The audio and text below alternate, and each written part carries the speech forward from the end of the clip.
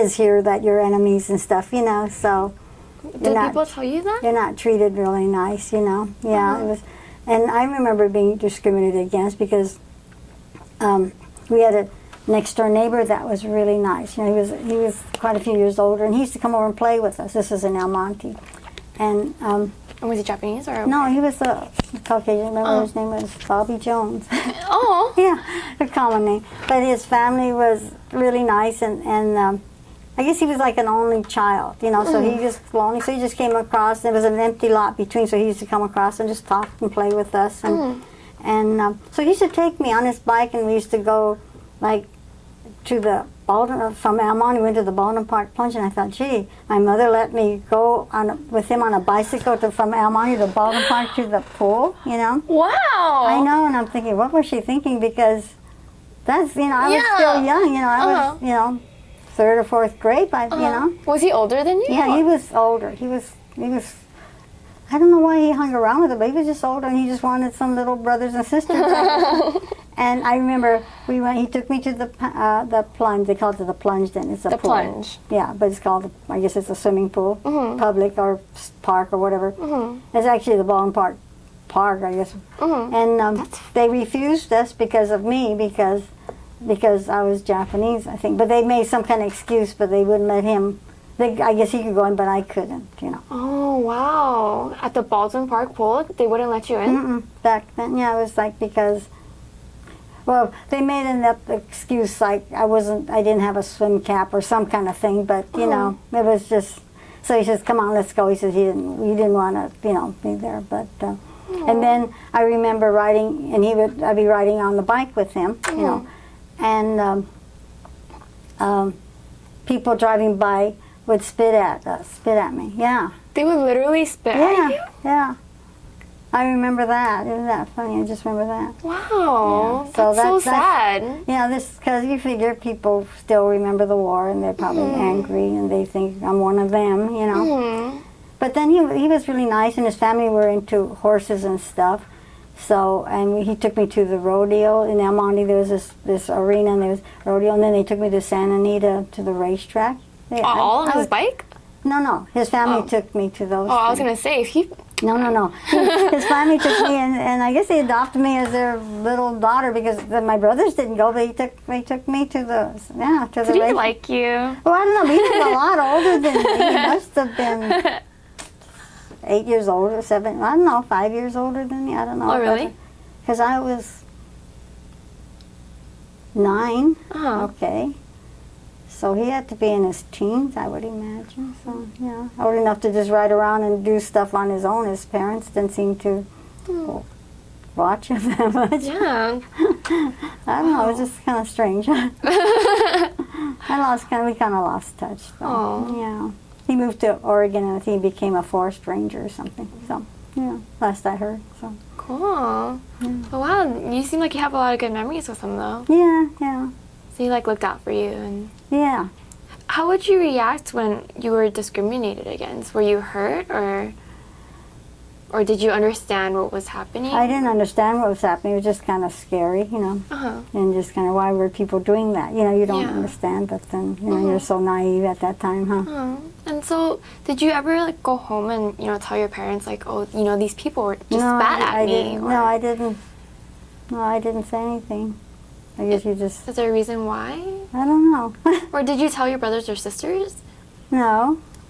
You just took it? I just think, well, I might have mentioned it later on, but at the time I didn't say, guess what happened to me or something. Oh. Yeah. And did you, at the time, were you aware that, you were being spit at because, you were Japanese American? Or? I think later on I did. I think at the time I didn't know why they would do that.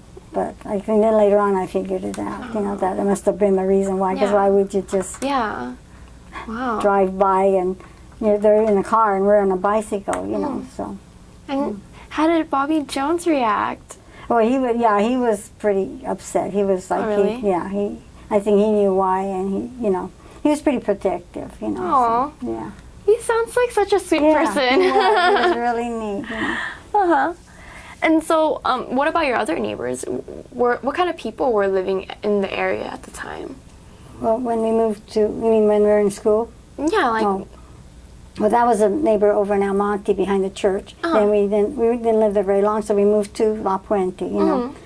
And it's actually not too far from here, on Fair Grove by Sunset. So then there too, it was farm, so we didn't have close neighbors because it was like all farmland back then. So your next neighbor was like across the street and pretty far, you know. So we didn't have like real close neighbors, it wasn't like tract homes or anything, you know. So, and I had a close friend that she wasn't Japanese. She was an only child, and she lived Sunset, Orange, Willow. Like, and the blocks are long, and she lived on Willow, like pretty far away. And I used to go visit there. I used to ride my bike there, and back then it was like a lot of like trees and open branches. You know, like it was ranch and farmland. And she had a horse, and she had a swimming pool. It was like I envied her because she was the only child, and then she lived more like a tract home. Her neighbors were close together, like there was. So they had a pool. So she had a swimming pool, and she had her own horse, and she had a cow that she was raising for 4-H or something. You know how they do that. And so I used to stay over at her house, and then she never could stay at our house because we didn't have room. But we used to invite her for dinner. But that was kind of strange because we only had Japanese food, and try to teach my friends how to use chopsticks, you know. Oh, did you do that? Yeah, well, my one friend, she was really a character, and finally taught her how to pick up tofu with the chopstick, which is pretty good because it's soft, you know. So, yeah. So a lot of your friends must have been They were all, Caucasian. yeah, they were all Caucasian. I didn't have they were any all Caucasian? Yeah, I didn't have any Japanese friends growing Oh. up. We did have groups of friends, like when we were growing up, like by the time we were teenagers, we used to go to like dances and parties and stuff like that. Oh, wow. But and people drove it because I don't think we drove there because I think we would just go in a car full of people and stuff like that, you know. But they were Japanese, but close friends in school and stuff are always, because in school, I think we were probably the only Japanese family. Oh, really? In my year, and then there was other families, but they were like other staggering years, like either before or after us. Yeah. And there was this one family, and they were just all boys, like 4 boys, and they were really shy and backwards, so they wouldn't even talk to us. So, you know, going to the prom with them was out of the They wouldn't even look at us or talk to us, you know. It was like really shy, you know. Really, Wait, so you had a prom? Oh yeah, we had proms and stuff. Who did you go with to prom? It would be somebody out of, you know, away from, not in our school, you know. One time I think, did I go with one with someone from our school? No, it was with, one was with a boy that went to our church in El Monte, the one that we lived behind, you know. He was a Japanese guy, and I went to prom. I asked him, and we went to the prom with him. Oh, you asked him? Oh, And brave. he went, yeah. And so we lost touch, but his sisters are still active in the church, and we see him from time to time. But I don't know, I can't remember who. But it was never a classmate. And then my parents, being, especially my father, was really strict, and we weren't supposed to date or go out or do anything with other than Japanese, which really? like our school was like almost predominantly, you know, either white or Mexican. So we. Oh, so you had Mexican people at your school? Yeah, it was La Puente, so it was like, yeah, but pretty much the farmers and stuff were all like Italian and French Basque. There was back then there's a lot of white people farming back then before they all moved away. Yeah. So then there was it's so spacious, you know, the farmlands are so far apart and everything. But and then I don't know. We did associate with Japanese through the community center or through the church, you know, like we have. But didn't date them, you know, like. You didn't date Japanese people, or you didn't date? Well, we weren't allowed to date other nationalities. Oh, really? No, my father, we couldn't go. Did you ever have a crush on like a Caucasian boy, but your dad was like, well, absolutely my sister not? did. Yeah, my really? sister did. It was another national. I think he was Hispanic, but yeah, but she really liked him. But my father wouldn't let her go out with him. But I dated other Japanese guys that we met through parties and dances and stuff, you know. But They were Japanese, but they weren't exactly, you know, I don't know what you call it, but back then they belonged to car clubs and they just wore, you know, leather jacket, you know, like that kind. And I thought, I wouldn't have let my daughter go out with this because they were Japanese. I think, but see, it was So they were like the rebel, like bad that boys. Mm-hmm. Oh, so you were interested in those boys? Well, they asked me out, and my father, I was able to go with them because they they were were Japanese. But that didn't mean they were Good people. Yeah. Oh, I see. And I think they grew up okay because I don't think any of them ended up in jail, and they grew up okay. Why would it's it not? It's just a stage, you Yeah. know? Oh, okay. That's really interesting. So, what else would you do for fun in high school? And by high school, what year was it? What year? In the 50s, because In I the graduated 50s? in 56. Oh. So I was a JV cheerleader, Oh. and my sister was a varsity song leader. Oh. So I wasn't very athletic, so I wasn't into that much sports or anything. Mm-hmm. So And in grammar school and in high school, did you experience discrimination? Because I know you said it's predominantly Caucasian yeah, people. I know. No, in fact, the kids were most of them were really pretty nice to me, and since I was so little, I was like the mascot kind of thing. so they, you know, they treated me pretty nice. I had really nice memories of going to grammar school. So. Oh. Out this way, you know, in Bassett and in Trinity. So at home you would eat Japanese food, and you mentioned that you would go to your friend's house, and so would you eat like American food at their house? And Yeah, that one friend that had everything, she's the only child, they would have like tongue, and I'm going, tongue? yes. Tongue? Yeah, tongue. It's like cold cow, it's like cold cuts. It's like sliced and cold. That was kind of hard to take. And they would have like tuna. And she was Caucasian? Yeah, yeah. They like tongue? I'm not, I haven't eaten it since. But you've never, you know, it's like a cold, they slice it. I think I know what you're talking about, but I don't think I like that. Yeah, they usually have it on cold cuts or sliced, you know, like, yeah, it's not. So you prefer Japanese food? Oh, yeah. But then my mom used to make, we used to have spaghetti and stews and stuff, but then since my dad liked, you know, Japanese food more or less. And how do your friends, like your Caucasian friends, react to the Japanese food that you were eating at home? Because you mentioned they came over for dinner. Yeah, not that often. So But they they're like okay it? with it, yeah. It was good? Yeah, I mean, Oh. That's good. So I know you mentioned that there were a couple of Mexicans, and were there any like African Americans or other our school? Asians? In our school? Yeah, Or in your school or in your neighborhood? in our neighborhood, well, it was just ranching, so it was, That's hard, huh? yeah, it was that far apart, but then the bus would come and pick us up. The school was pretty much white and Mexican and or whatever. I think it was like French Basque and those national Italian, and they're all ranching back then. And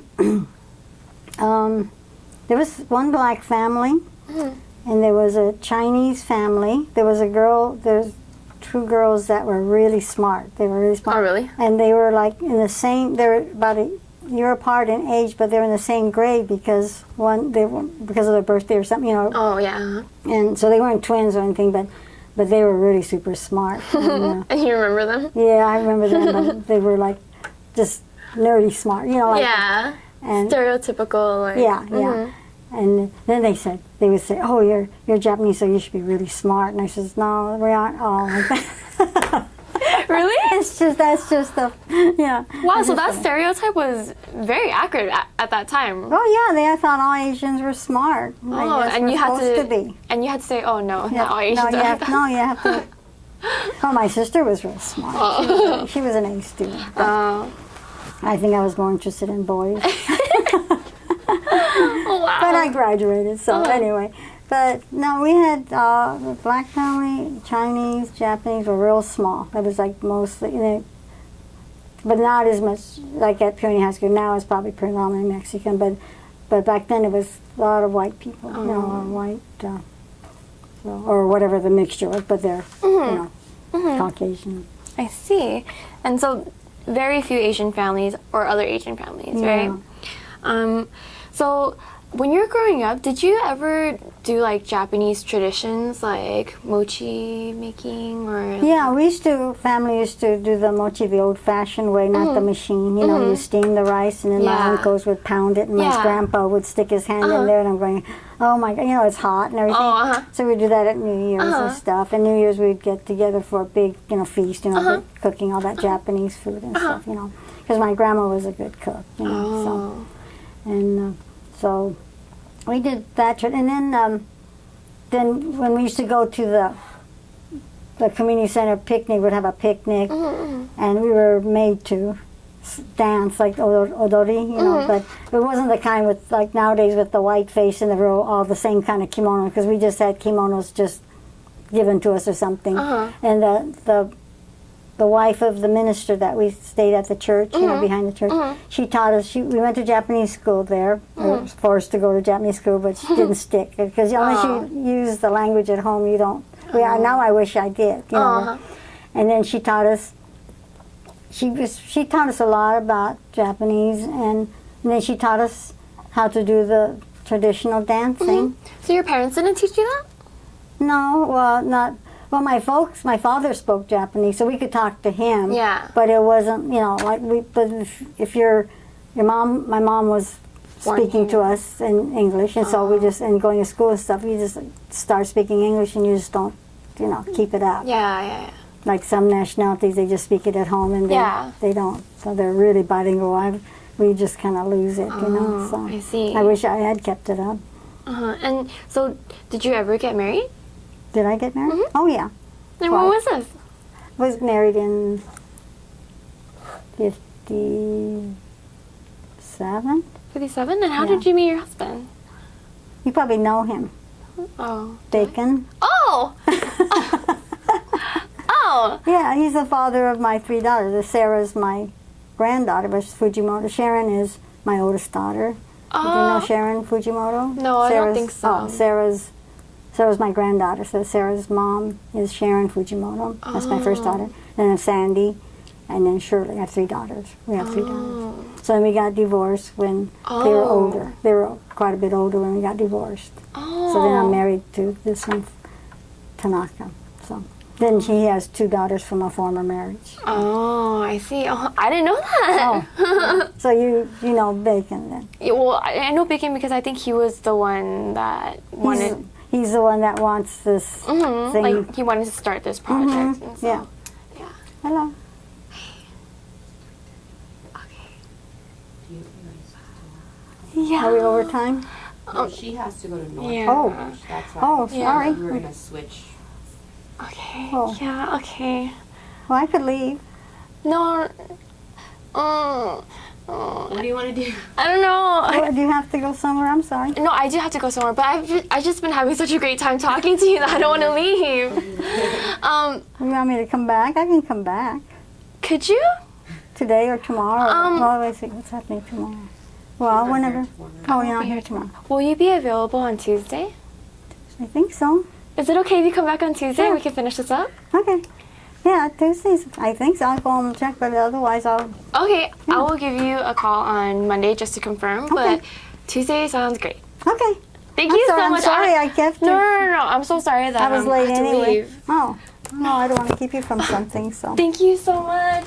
She has to go sign her apartment lease in Northridge.